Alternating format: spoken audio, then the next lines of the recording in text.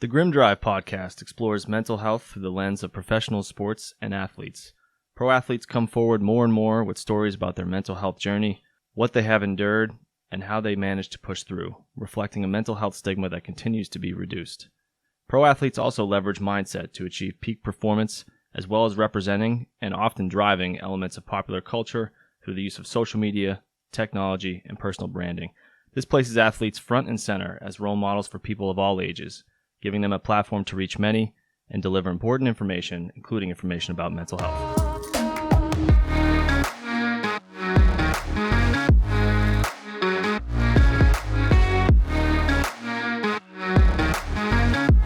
Welcome to the Grim Drive podcast, where we explore mental health through the lens of professional sports and athletes. My name is Jonathan Busfield. I'm here with my co-host, John Cuna.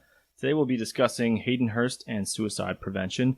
This episode kind of ties into our last one a little bit, where we did Dak Prescott in recovery for a couple of reasons. I think there was a key moment. We've talked about how some of these key moments with athletes and speaking up about mental health and the importance of opening up about mental health are more in depth, and some of the moments are just short little, a tweet by DeMar DeRozan or, a brief conversation at the end of the game, like what happened with Dak Prescott and Hayden Hurst, where they played each other. At the end of the game, Hayden Hurst went up to Dak Prescott and really gave him credit. Cameras caught it. Yeah. I think it was really important because it showed two guys on the opposing teams really joining, agreeing in the benefit of speaking up about these kinds of things. And also, Dak Prescott was obviously struggling during the pandemic, struggling with his own mental health issues. His brother had committed suicide, so there's some kind of ties there. And we thought, Hayden Hurst is someone who's been very vocal about his mental health struggles. In a great way. He has spoken up. He's on the E60 episode, I think. He's also been interviewed on podcasts and things like that. So he's very vocal about it. We thought it'd be good to do this episode. It's a difficult topic, so we're going to kind of just give everyone a quick heads up that this episode is difficult. It gets into the topic of suicide, which is never easy to talk about, but it is necessary for us to talk about it. So please use caution when listening, just because it's a little more heavy than some of the past episodes we've done. So we want to give people some caution with that. And we just urge anyone struggling, to call the National Suicide Prevention Hotline to get help. It's 1-800-273-8255. Again, the National Suicide Prevention Hotline, 1-800-273-8255. So a quick bio on Hayden Hurst. He plays in the NFL. He's a tight end. He's on the Falcons currently. I think he was drafted by the Ravens originally. Also a former minor league pitcher for the Pittsburgh Pirates, which we'll get into. He started the Haydenhurst Foundation. You can go there at Haydenhurstfoundation.com.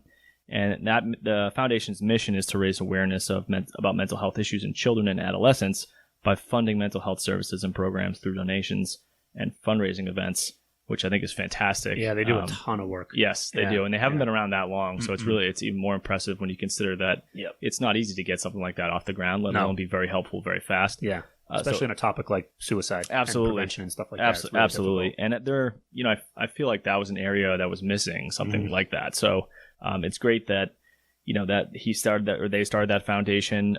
We donated. We encourage listeners to do the same. So in terms of, we'll get into the player spotlight. As usual, we focus on one player and one mental health topic or one mental health issue. And we try to give our takeaways from what they've said about mental health and their experience. And then we kind of get into, all right, this is the issue we're focusing on. What can people do when they're struggling with that issue? So we'll start with Hayden Hurst. And usually I kick it to you, John. I'm going to start a little bit differently because I want to give a timeline. So I want to start with kind of like a mini takeaway that I had, which leads into the timeline of events for him. And then, maybe finish up with a related takeaway and then kick it to you for some of your takeaways about, Hayden Hurst and his story. The first mini takeaway I have was that the loss of purpose, he had clearly a loss of purpose and was overlapping the act with self-worth. We've talked a lot about that, right? When athletes, I think it came up in the Kevin Love episode. Yep. I think it came up with Michael Phelps, where after he got away from swimming, it was kind of like, what do I do now? Mm-hmm. Where when they're overlapping the sport, overlapping the act with their self-worth and their identity, then if anything happens to that, if it doesn't go well, if they have to retire, it really leaves them in a huge hole and not knowing how to climb out. We see that coming up again and again. I think this is kind of integral to Hayden Hurst's experience. And so that kind of leads into the timeline, because I think he shared how he started, he dealt with depression and anxiety which began during an unsuccessful stint as a pitcher in the Pittsburgh Pirates organization. He was in the minor leagues. He had been, touted as a pitcher from a very young age. I think he started throwing 94 when he was like in 8th grade, which is, really unbelievable.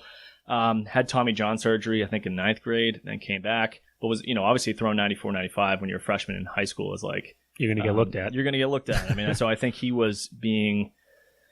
told from an early age, you're going to be a pro pitcher and you're going to be amazing at it. And I wouldn't blame him for believing that. But I think when you hear that a lot, there's a lot of pressure that builds, and the expectation is that or bust, right? You're either going to become that or you're a failure, basically. And it sounds like that is something that definitely happened to him. But so he's in the Pittsburgh Pirates organization, and he kind of developed the yips. So before I get through the whole timeline, I want to kick it to you, John, a little bit on this. Like, how would you describe the yips for people listening?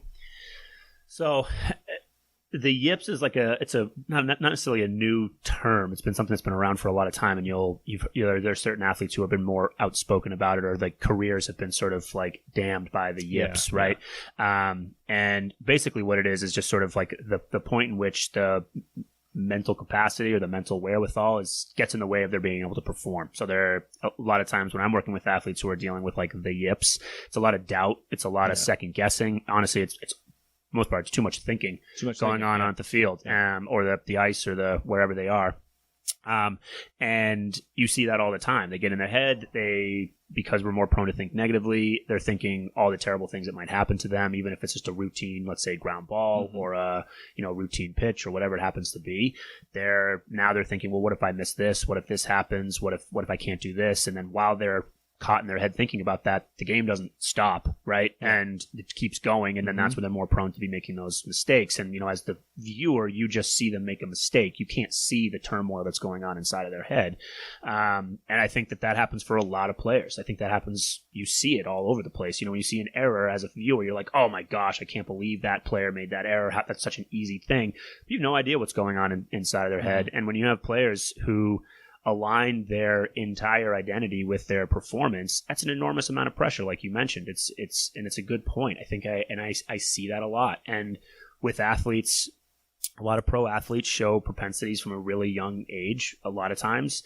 And you get sort of put on this track, and like to your point, it's that or bust. And then when you finally get there, it's still stay here or bust. And the yips really come into play a lot for I would say, I would be surprised if any professional athlete would say that they've never experienced the yips. I think every single, not just pro athlete, any athlete in general always has experienced some sort of the yips.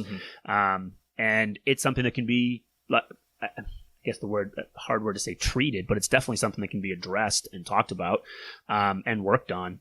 But again, us as a lot of like people aren't really given the opportunity or platform to talk about what's going on. They're just seen as like, oh, you made a bunch of errors, that's going to affect your play, or maybe you get benched or whatever, and then they don't talk about it at all, and it's unfortunate. Yeah, absolutely. I think you make some great points, because I think the yips, I would say golfers are probably the type of athlete that's most commonly associated with, but you definitely have seen it in major situations across sports. Chuck Knobloch, he was a second baseman for the Yankees, I think is one that people mostly identify with, although that was like 20 years ago, but it was a notable thing. He just couldn't, all of a sudden out of the blue, he could not make a throw from his position at second base to first base, which is one of the easiest throws to make on the baseball diamond. And it just, for whatever reason, all of a sudden couldn't do it. It was too much in his own head. And I think, maybe we might do an episode on the yips at some point, whether it's about Chuck Knobloch or maybe an athlete more recently, because I think it's a great opportunity for especially for you, John, to discuss, how athletes deal with this, what are their options for how to overcome it, because it is a huge psychological piece. I think when I see yips, I think sort of a continuum, or like a scale. From one side you have like flow, intense flow state. On the other side you have yips. Right? And as an athlete, I think when an athlete's at their best, it's usually when they're in an intense flow state, right? They are not thinking at all. They're just like, they've honed the craft, they've honed the physical movements and the mental physical integration of the sport, and they are just in the zone, relying on instinct because they've practiced it so much, and the practice and mastery combines with talent to just have them be able to achieve at a very high level. But they're not thinking about what they're doing as they're doing it. It's happening naturally. Yep. That's a flow state. And I think, if you think of like basketball players who have said, the rim looked like it was the size of a 3 beach balls or that kind. That's what it feels like to be in a flow state where you are just locked into the act and it seems effortless. The yips are the exact opposite end of the spectrum where everything feels like a chore and you're overthinking every little thing and you're not relying on your instincts at all. You're trying to overthink every little aspect. And I think that's why it happens so much in golf. I mean, you play golf. Yep. I know for me, it's like one thing I struggle with golf is not overthinking the swing as it's happening. Instead, you practice, you rely on that. But once you're on the course, you got to just let that go. And it's hard to do sometimes. So I think that's probably what happens to golfers a lot. So kind of went on a tangent there on the yips, but I think it's important to get into because I think the yips being invisible is kind of a smaller version of what we're kind of getting into today, which is that mental health issues or issues of thought processes for athletes when they're too much inside their own head, they're kind of invisible and it's hard to see those things sometimes. So like you said, when you see an athlete with the yips, you're like, hey, just, get it together. Do what you got to do. You don't see what's going on inside their head. Right. And I think when it comes to people who are suicidal or at that level of pain and of hurt, you can't see what's happening. If there was a physical version of what's happening inside them, you'd know what's going on. And we'll get into that more. But I think it's what people struggle with at times is that they don't understand the depth of pain people are in because they can't see it, like a physical injury or something like that. When you can see it, it's a lot easier to feel empathetic towards people. When you can't see it, it leaves people confused, I think. And so I think the yips are, obviously a more minor version of this, but you can't see those things. So Hayden Hurst developed the yips in minor league and the minor leagues for baseball. And this started a bit of a slide for him. He said the ball would feel foreign in his hands, right? So things that used to feel natural don't feel natural anymore. He was having panic attacks, sweating hands, no confidence, felt embarrassed, felt like he was letting his family down. And this is where the weight of expectations are clearly at age 18, feeling like he had to be a star pitcher or bust was coming into play. At that point, he felt burnt out with baseball. It started affecting him off the field gradually, and then he kind of realized he had an underlying passion for football, so he switched to the University of South Carolina as a 22-year-old freshman tight end. Although he left baseball to play college football, his struggles with depression persisted, and that's when he kind of reports that he started drinking heavily and using drugs and kind of combining, but mostly drinking, I think. He says, quote, "When I was drinking, if I didn't drink to incapacitate myself, I would have some very dark, depressed thoughts." So he's clearly, numbing himself with the alcohol. He also said, quote, "It was me trying to escape those feelings of embarrassment or disappointment," end quote. So he also mentioned that feeling like baseball was ripped away from him. So there's kind of this why me, this fair, unfair kind of reckoning that's going on. One thing that comes up to mind for me is shame shields, right? We talked about Brene Brown and shame shields because he's using substances as a way to run away from the shame, clearly. So eventually he attempted suicide in January 2016 when playing tight end at South Carolina. And I think alcohol was involved, in the night that led him. It's an example of how people use alcohol and other drugs to numb themselves. And short term, that can help them numb, but long term, it's really just making things worse a lot of times, especially with alcohol. So he calls that a come to Jesus moment. A lot of times we hear it referred to as rock bottom. I think that's a pretty common way to look at it. He got set up with a therapist at school, meeting 3 times a week for 2 months. No judgment, saying that the guy just was good, let him talk, helped him kind of come out of his shell, helped him realize that alcohol only amplified his issues. He also I think this is an experience maybe in therapy. I don't know exactly. It sounds like in therapy he also realized that his uncle and cousin who both committed suicide was a huge impactful loss for him because he looked up to his cousin like a brother. So those losses really impacted him on many levels. So this gets me to my kind of end takeaway that relates to the first one and relates to Hayden Hurst's timeline. And it sort of makes me realize that with the expectations of masculinity, which we're going to get into the next episode, our 10th episode is going to be on masculinity, it makes men feel as though they have to keep proving their worth. Always.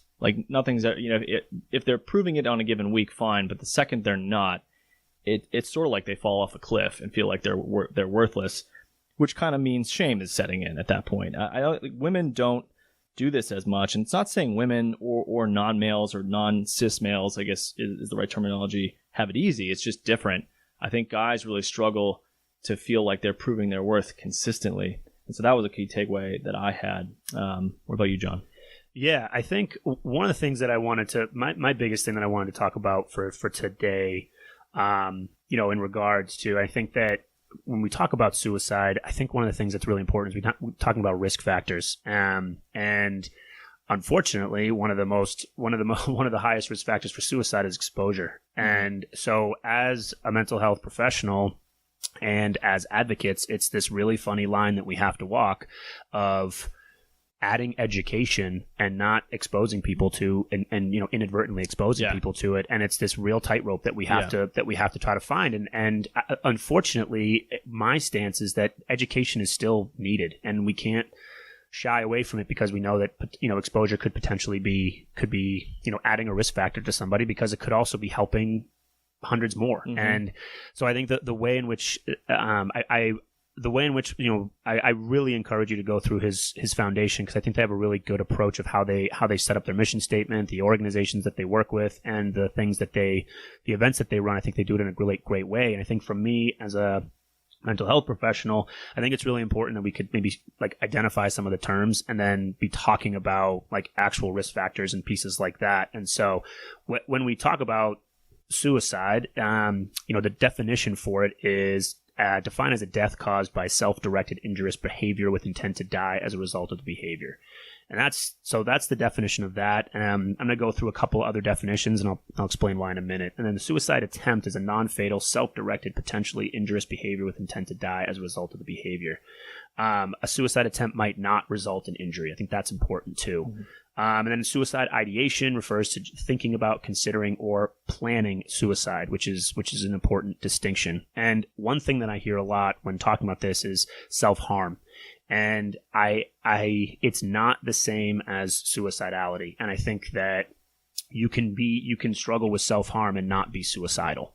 And I think that's something that needs to be sort of highlighted, because I think that it gets sort of misconstrued in the dialogue. We can do a whole separate episode on self-harm, and I think we should.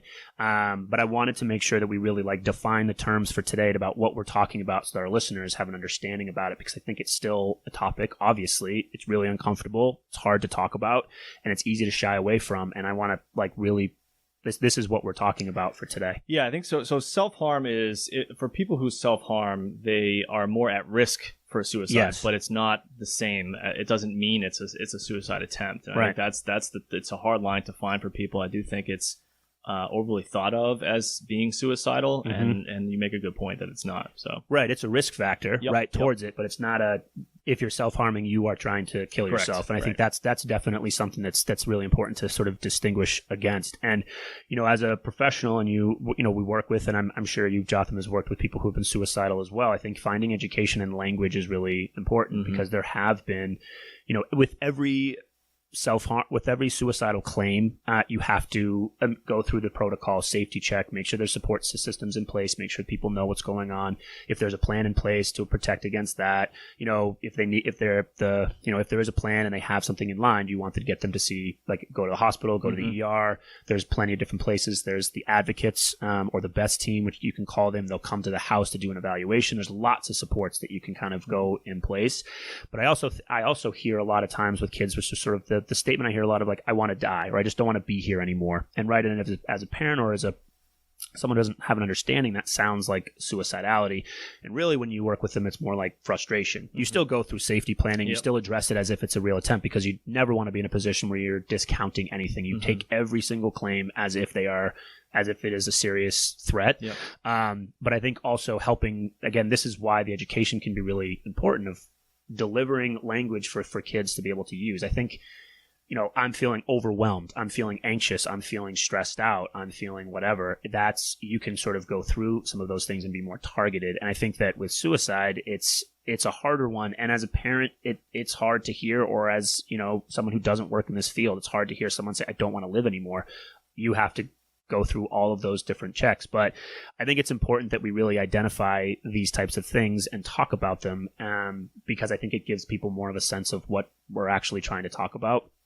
And just provides the language, because I think, like I said before, because it's such a hard topic, we don't talk about it as much. And I think that there's a lot of different ideas of what suicide is and what it isn't. And I think it's important that we get we find some common ground about what we're trying to discuss.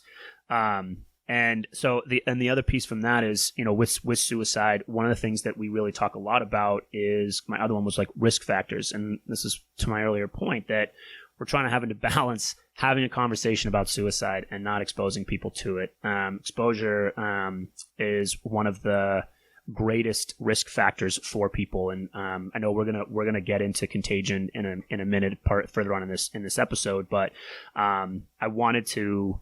This is where we have to find that balance. That's why I think we can start by just, these are the terms, these are the facts, these are the things that are going on, to provide people the information, and then we can sort of disseminate in how we can treat. And we'll get into that, like helpful things for people to know and helpful things for people to pursue. So those were some of the biggest ones that I really wanted to talk about for today, in terms of like just having a hard conversation about it, was just making sure we knew what exactly it is that we were talking about. And then trying to just provide some education for people who are both struggling and or just curious about the topic in general. Okay, yeah. So I think you make some good points, and I think for Hayden Hurst's experience, was there anything specific to what he said, or takeaways from his talking that you had? Yeah, I think the biggest one that you sort of touched on it too, but like that loss of purpose, right? And the combination of loss and purpose and expectations to sort of be somebody different. I think that was something that I really gravitated towards, and I think again, a lot of athletes and people in general can relate to having an enormous amount of expectations of who they're supposed to be, even if it doesn't feel aligned with who they feel they are. And especially when you have something as heavy as maybe potentially going pro. What's he going to say, right? I don't want to do this anymore, and be this like potential shame on his entire family. He's not going to do that. So he suffers in silence. And that's what we see all the time. And to your point that you made, that it's invisible. And a lot of times people are with depression necessarily, and people who might be battling with suicide ideation actually present like almost the exact opposite. A lot of times they presented this sort of like over bubbly and over, and sometimes they can, yeah. And sometimes that's something that we see. And so that's why these conversations are really important to talk about. For one, people have a better understanding of what it is, and also for people who might be struggling with it to understand, like, it's okay to come out and talk about this stuff. It's okay to let somebody know what's going on, and let somebody, try to help, because you don't have to do that by yourself. And perfect. I mean, another example of someone who's in a spotlight, coming out and basically giving permission for people who might be struggling with it to say, like, oh yeah, that's me too. So I thought that was my big impact from him, and his experience sort of growing up was, it wasn't very much different from a lot of experiences that I see with people that I work with. And I'm sure the same for you, of like having this path that they're supposed to be down and not going well, struggling with it internally, not knowing where to turn, because guys, we're not supposed to talk about this type of stuff, and we'll get into masculinity in our next episode. But his story was aligned with many other stories that I've seen like throughout my work with people. Yeah, you make some great points, and one of the takeaways you had was about, you touched on the importance of family, and I think that's really important here, because it's both important, but it's a catch-22. I think family and friends are really vital in someone getting better when they're hurting, when they're struggling with mental health issues, when they're struggling with suicidality. But it's a bit of a catch-22 at times. And for him, you could see this, because he talks about how the love they had for him, his family had for him, made him wary about burdening or disappointing them. And that, again, it's not their fault, but it's this difficult situation, because especially for guys, they always feel like they have to be, proving their worth. And anytime they're not, especially with something that they had these expectations about succeeding perfectly with, like becoming a pro baseball player, pro pitcher, when that isn't going to happen, it's like in their mind, part of their mind, sort of driven by shame, convinces them that they are going to, let their family down, or convinces them that if they open up to their family, that they will be burdening their family. And he talks about this, where I think therapy kind of helped him realize this, that where we've seen a lot of guys say this, like, I don't want to talk to my family about it because I don't want to burden them. I don't want to put that on their shoulders. And that's sort of the internal critic telling them that's what's going to happen, but it's not how reality plays out. And I even would encourage anyone dealing with this type of thing, this worry, this concern that they're going to burden their friends or family member or spouse by opening up, to just role reversal real quick, flip it, and say if your spouse, your family member, son or mother or father came to you and opened up about their struggles, would it make you feel burdened? Because the answer is 100% of the time no. Right. It's the opposite, actually. It makes the person feel needed. It makes them feel some relief that their loved one opened up so that there's a path to trying to get better. It makes them usually feel important, like, hey, or trusted. They came to me and I can help. Makes them feel needed. So it's the opposite of burden. Yeah, it builds connection. Really, absolutely. So that's a really important takeaway I had, the importance of family, and you kind of touched on that. Another one that relates to that is, I had one key takeaway I had was healthy coping strategies. So importance of family is definitely one aspect of healthy coping, and we'll get into this in the second part of the episode in terms of suicide prevention. But journaling was another one that he mentioned in terms of as far as healthy coping strategies go. With guys, especially when we've suggested journaling to different guys, and it's usually met with anywhere from like an eye roll to like a, dude, what are you asking me to do? And I get it. I think it's not something they're naturally going to gravitate to. And it takes a little bit of experimentation and just dipping the toes in the water to see how it works. But it's really important, and I want to kind of discuss why, because I think there's a need to get the thoughts out of our head. We can't process all the thoughts that are in our head, especially when we're extremely anxious or really depressed or down. There's so many thoughts, and they're so powerful. You can't make sense of all those when they're swirling around their head. And a lot of times they're bouncing off each other and just making it worse, right? It's just you've also right, exactly. It's amplifying, and you've all these biases that are like not allowing you to process them from a rational standpoint. You're processing them through all of your insecurities, your fears, your doubts, your anxiety, your depressions, all those filters. Yes. You're not seeing things clearly. No, and it's hard to remember that. I think it's sort of like not intuitive to sit there and think, oh, maybe my brain is incorrect, right? Like, who thinks that? It's not you natural.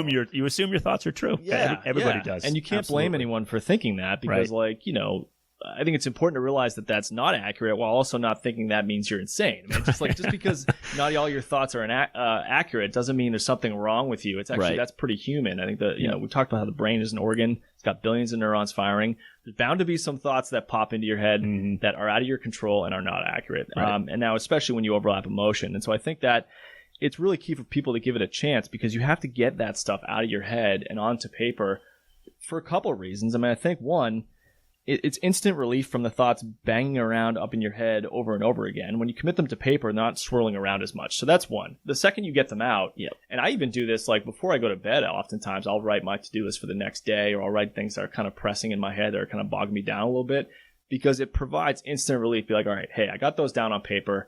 Now they're not, I know something's going to happen with those. Yeah. And it's like there's a bit of a trust there. It's like, all right, there's somewhere, there's a bookmark there. I can come back to those if I need to. But I can sleep, and it does help with sleep too. That's why journaling before bed is really key, because it gets the stuff that's going to, we talk about rumination a lot. When people, their brains, they ruminate over and over about thoughts, and they can't get off of those points. This helps with that, because it gets it out of your head, and you commit it to paper. And it's like, worst case scenario, you can always come back to that if you need to, but you're going to kind of handle it. So that's one thing. Yeah, and one thing just to add to that too, because and we've talked about this in previous episodes beforehand too, and you made a really great point about how oftentimes the suggestions that we talk about, or the things that we find might be really helpful, on the surface seem too good to be true, right? Or too easy, or too simple, so they can't be effective, right? And journaling is like right up there, right? Same thing, right? You get the eye rolls, you get the like, oh yeah, sure, I'll do that, and then they don't do that. It seems like similar to meditation or breath training or any of those things. It feels like it's just like, well, how could that possibly do anything for me? As a form of denial, so they don't have to do it. And journaling is like one of those big things. And I think when you said like dip your toe in, actually give it a shot, it doesn't have to be like a Dear Diary, today. Exactly. Susie Q said something mean to me in the cafeteria. It can be keywords if you want it to be. Absolutely. It can be keywords to retract back the thought. It can be drawing. It can be sketching. It can be anything. But some form of, I call it like the external hard drive. Like store it somewhere else so you can get some relief. External hard drive is a great way to put it. Absolutely. So I think the second kind of point on that journaling point is that, so the first one was it helps get thoughts out of your head, which provides instant relief, right? So there's a relief that sets in. And the second one is it provides clarity of what those thoughts are, how they relate, and how to possibly see a path through them. it's really hard to have clarity when there's that many thoughts happening. When they're on paper, you're like, oh, okay, I see how that relates to that, and now I can actually have a plan of what to do about it. So I think that's definitely key, and I would encourage anyone just to give it a shot. Again, like you said, it doesn't have to be a Dear Diary thing, and you don't have to do it with anyone around. You can just go in a room by yourself and try 5 minutes of just like, whether it's bullet points or what's sometimes called stream of consciousness or like narrative kind of writing, where you're just like, it's judgment free. And this is harder than you think. I would encourage people to do it. It's very therapeutic, just to like 5-10 minutes of writing down whatever is popping into your head. No censoring. Like it could be all dark, horrible stuff, or self-doubt, or hatred for another person, or whatever. It doesn't matter. You're just trying to get it out to see, all right, what really is in my head? What has been going through there? Because you'd be surprised. And I think it's really important to do that, because it gives people some clarity around what it is that they're maybe struggling with or thinking repetitively. And one point about that too, I think another thing that comes into play, at least from my standpoint too, I think that there's hesitation. When I was younger, I was given the option of trying to do some journaling, and I remember very vividly not wanting to do that because that was a girl activity. Yes, right? Girls had diaries, girls had journals. Guys aren't supposed to do that. Yes.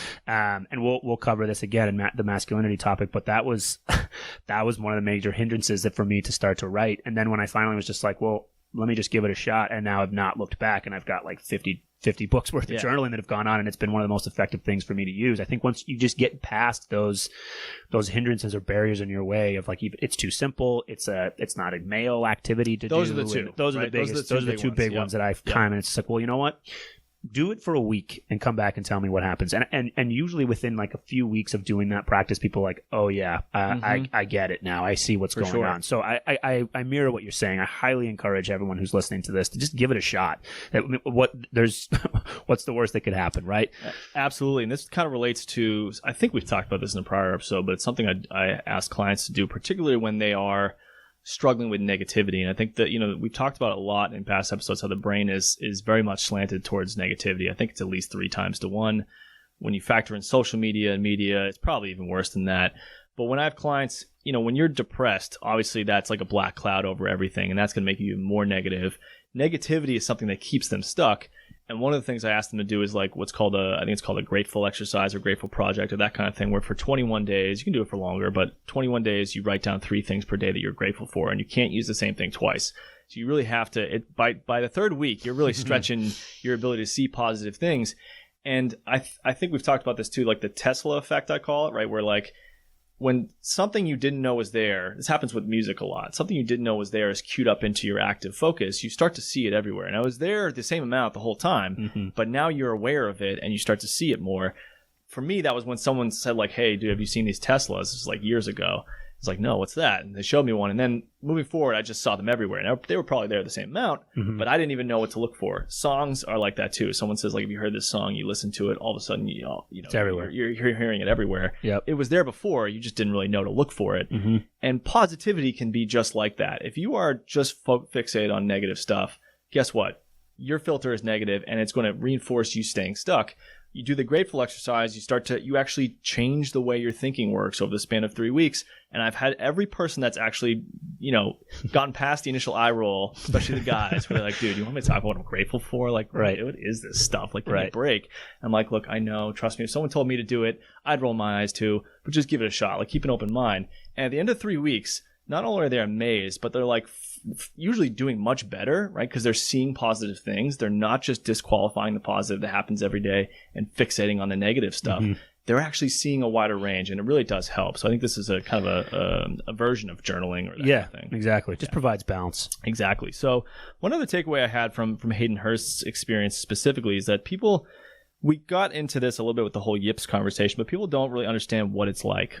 I really think there's a huge misunderstanding from people who have never been in this level of pain to even consider suicide. They don't know what it's like. And I think a lot of times it's because two things. They haven't gone through it, so they don't know, right? It's like people who think, depression is sadness or a migraine headache is a headache. It's like if you've never gone through it, you can't really know the difference between those things. They might sound similar, but they're not. I think that's one. So if you've never been in this level of pain, it's hard for you to really get it. And two, you can't see it. And this is the thing we've talked about with when it comes to mental health. I think maybe this is part of why there's a bit of a stigma too, or something that contributes to the stigma, is that a lot of it's invisible. Even you hear this referred to with returning vets, like treating the invisible wounds of war. Yeah. I think that's kind of a version of this where it's like some of these things people on the outside can't see. And I think it works against empathy and understanding because we can't see it. But when you're really in that headspace, the only thing you think about is, and he says this actually, quote, when you're in that headspace, the only thing you think about is making the pain go away. And I think this is a really key point that I'd like to give people an example of a physical version of this. And that, I'm trying to keep things light here. If you've ever seen Home Alone, you know that point where Joe Pesci, one of the wet bandits, is trying to break in the door and the blowtorch hits him in the head and his head's on fire. Mm-hmm. And he just like spins around, runs outside and just, dives headfirst into the snow. I mean, I think to me, that's like the physical equivalent. Like if you saw someone with their head on fire, like would you blame them for going and diving headfirst into like a snowbank or something? No, you'd be like, yeah, your head was on fire. That makes sense. That makes sense, right? I think when people are in this level of pain to where they're even, contemplating the concept of suicide, they're in a level of pain that people really can't understand. And if they saw it physically, and I would encourage people to try to translate that in their own mind. So like, what would this look like physically? It would be like someone who's in a life or death situation and their head's on fire and they're just looking around like, how do I make this stop? How do I make this go away? They're looking for instant relief. And so I think if people view it that way, they wouldn't judge at all. And I think this is important because I think one of the things I hear when it comes to the topic is people blaming the person dealing with this for being weak or selfish, saying things like, quote, how could you take the easy way out? Or, quote, how could you do that to your family? It's selfish. It's just not relevant to what the person is going through. Like if someone had a head on fire and they're about to jump in a snowbank, would you say like, how could you do that to your family? Or like you wouldn't think. It's just not about that. The person is suffering. So that was one thing that kind of came up for me. Right, exactly. And we're gonna get into like the support networks and pieces like that and the family, the importance of language for someone who's going through some of that stuff. But I think you make a great point. I think trying to think about it in something that you could potentially relate to helps people understand that. And throwing shame onto someone who's already feeling so low that they're contemplating taking their own life, not an effective strategy for working through helping them work. Right. Because then they're saying, well, now I can't even get support from this person because they're making me feel even worse for what's going on for something that I cannot control. Yeah. Obviously, if they could turn it off like a light switch, they certainly would.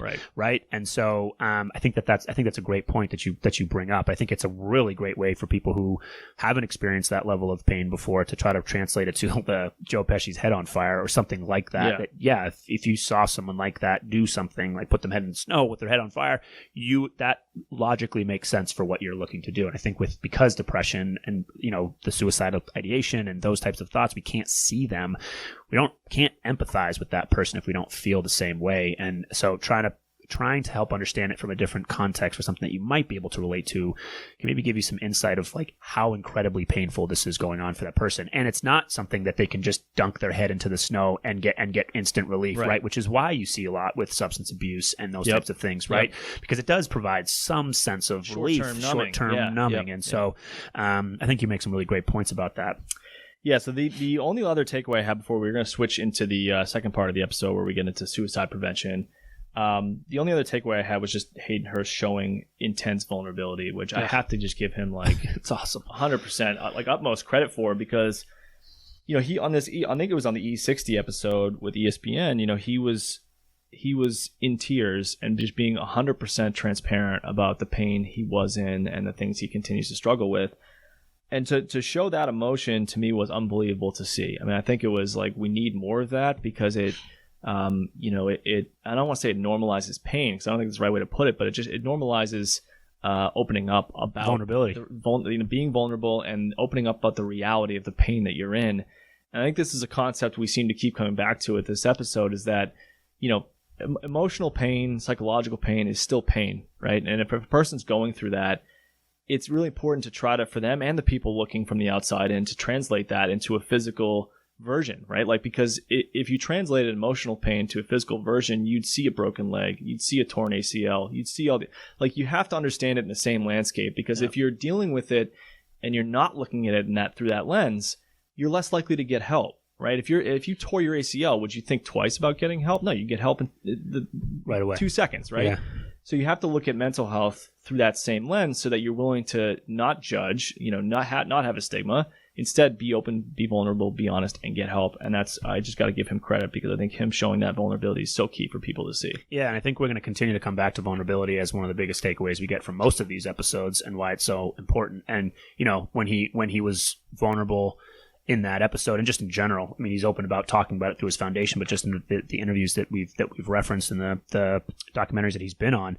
But, he was vulnerable and the world didn't end. Right, the ceiling didn't fall down. His parents didn't feel burdened. Parents didn't feel burdened. Right. It's not only like him giving permission for people to be vulnerable. It's also providing direct examples of someone being vulnerable and the world not coming to a stop. And I feel like for a lot of people, that's the feeling. Like if I were to share what's actually going on, everything's like the world's going to end. And so I'm not going to do that, or I'm going to disappoint my family, or I'm going to disappoint this, or all these different lies that you feed yourself to not be vulnerable, which is why having examples from people like Hayden Hurst to come out and show people how to do it.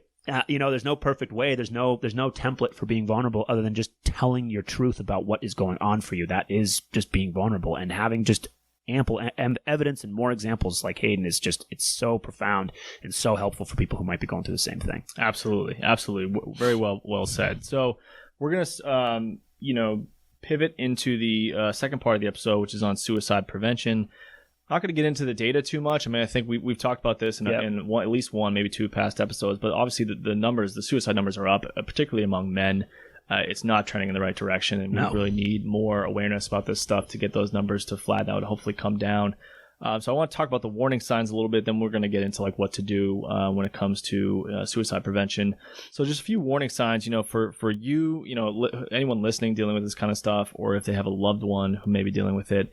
Here are some of the warning signs to kind of look for. And obviously there's the obvious ones about talking about wanting to die or talking about wanting to kill themselves, looking for ways to do that, searching online or buying a gun, talking about feeling hopeless or having no reason to live, talking about feeling trapped or in unbearable pain, right? We talked about that pain component, talking about being a burden to others, right? That was something that Hayden Hurst has said he worried about.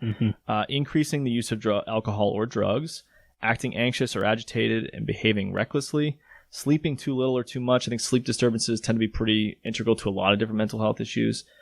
Withdrawing or isolating themselves, showing rage or talking about seeking revenge, displaying extreme mood swings, and then obviously going through abuse or trauma is a huge risk factor. I guess would be more than a warning sign. But if you know someone that's been through that, then that can be. So what would you say, John, in terms of what people can do when it comes to suicide prevention? Where would you start? I would say, if someone's actively talking about those different things, I think priority one is like we call it, the term is like safety planning. So that's the number one, ensuring that the person is safe. So if the person's talking about like a plan to, kill themselves with an instrument or a knife or a gun, you want to clear those things out of the house if you can, get rid of those opportunities and pieces like that. And also trying to find, I think a lot of times, sometimes for family members or for support networks, it's hard to get to that point, and they'll say like, oh, maybe they didn't mean it, or they'll try to downplay it. And I think that's part of the struggle of like, you don't have the opportunity to be detective here. Every time that someone talks about this, you have to take it seriously every single time, because God forbid something were to happen the one time you were like, oh, he's just like looking for attention, or he's just with this or that. So putting safety plans in place. If this happens, we call advocates. If this happens, we go to the ER. If, removing access to things that might be used and things like that, I think that's really important. And then in terms of prevention, the things that I really turn to is connection and education. Those are the two first ones. So connection in two different ways.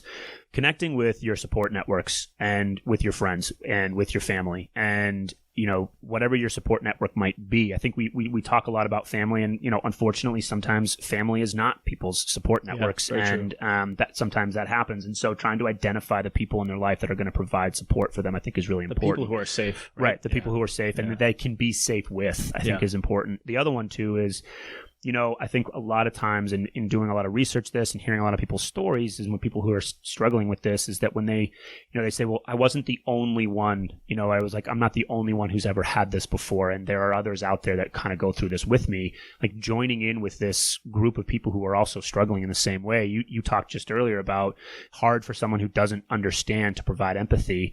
And so if you can be in a room with people who do understand and can provide direct empathy, it provides a sense of comfort and support for that person that's different than even their support networks of people who might not be able to see them in that same way.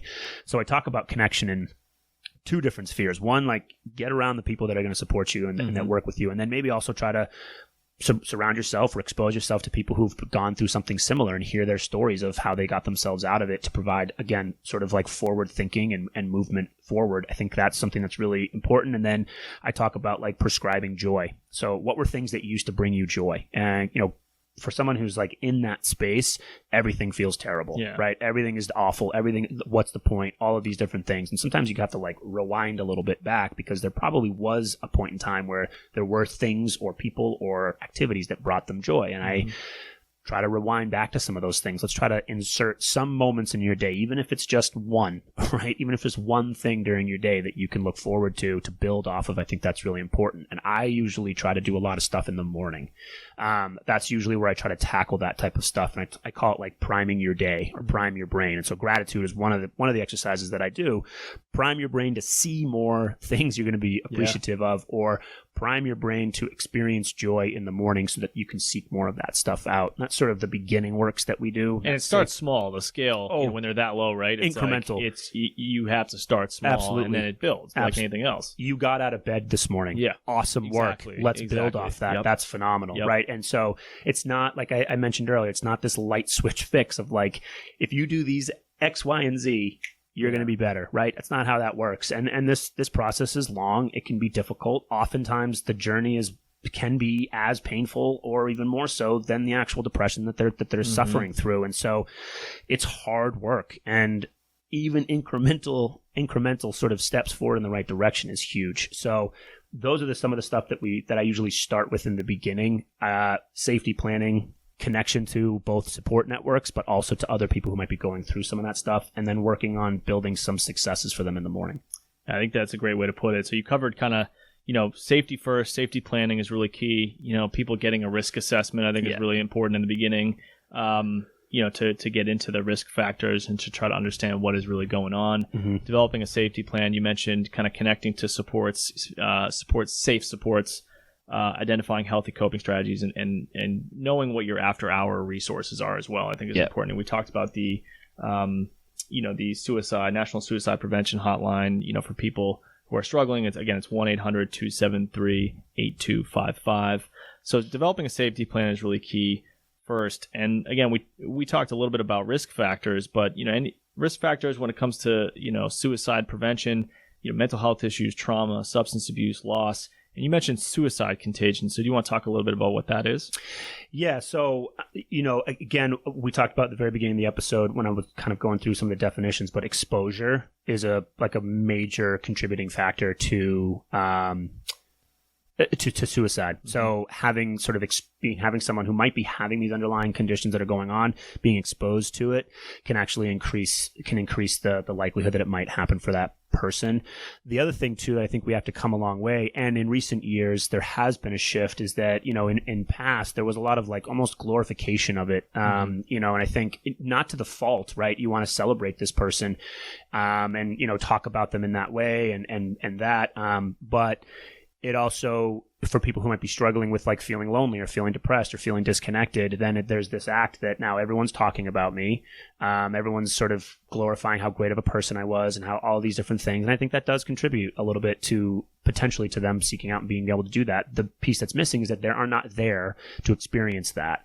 And so you do some awful, it's unfortunate to see, but you do see, when one suicide maybe were to happen, like in a school district, you might see a few that follow, in the months after, which is why, I'm coming from schools, and there was an enormous amount of training that we kind of went through to capture sort of like these, call them like circles, basically, like exposure circles. So how close the person who maybe committed suicide, who are the people that are closest to them, target them specifically because they're going to need a lot of support, and then kind of work your way back from there, so that you're making sure that you're not letting people sort of slip through the cracks, or you're offering support for all of those different people. So unfortunately, you do see that. And, here in Massachusetts, we're certainly not, it's not absent of us. There was in a couple different towns in the area that happened where you'd get one, and then you'd get like a couple more after.